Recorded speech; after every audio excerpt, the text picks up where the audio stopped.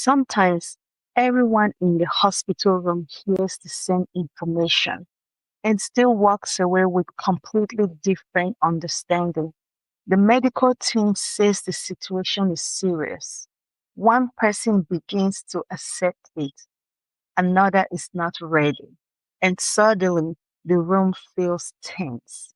Not because people don't care, but because they are not in the same place.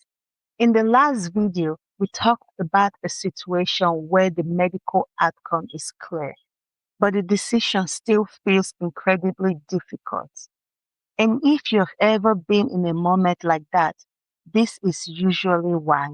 This video is for education and supportive purpose and does not replace conversation with your own medical team. And if you're new here, welcome to Care Navigated. My name is Judy and I'm a caregiver educator. Thank you for clicking on this video.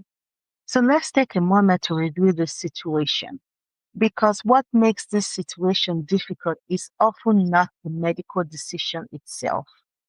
It is what's happening underneath the decision. In a situation like this, there are usually multiple layers happening at the same time. And unless those layers are understood, the room can feel confusing, emotionally heavy, and sometimes even stuck. Let's walk through those layers together. The first layer is the patient. What did the patient want? In many cases, there are prior medical wishes, things the patient has said before, sometimes written in an advance directive, sometimes spoken. In the situation we described earlier, the patient wanted treatment initially, but was also clear about something. They did not want to live dependent on life support machines long term. That matters because the role of the decision making is not to choose what we want, but to represent what the patient would have wanted.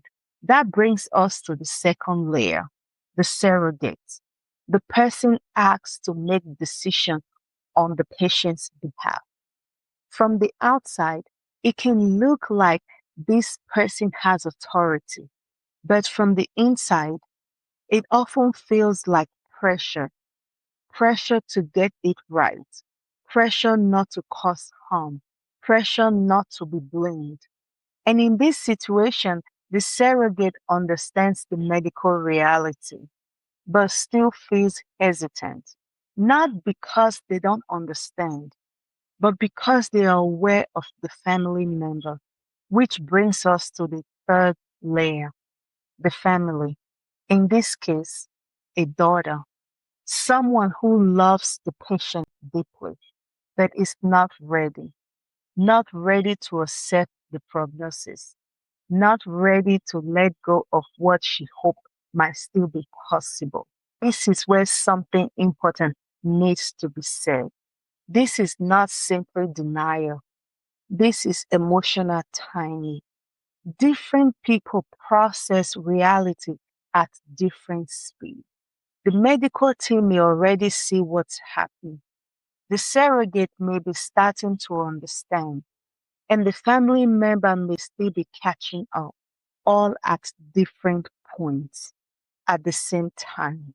So, what looks like conflict, it's often misalignment, not disagreement because people don't care, but misalignment in understanding, emotional readiness, and responsibility.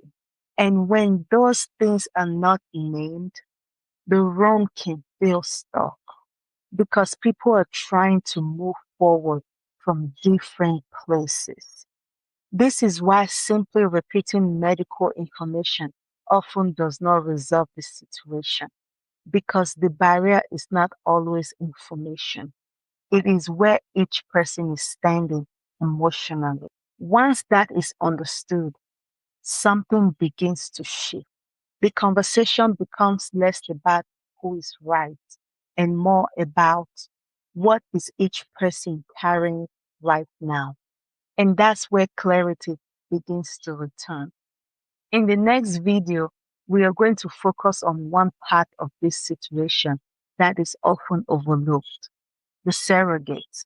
What it actually feels like to be the person responsible for making the medical decision, and why that role can feel so heavy and isolating. Because understanding that experience changes how this conversation unfolds.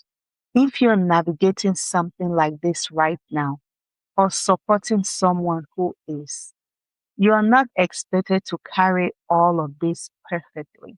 These are complex moments, and it's okay for them to take time.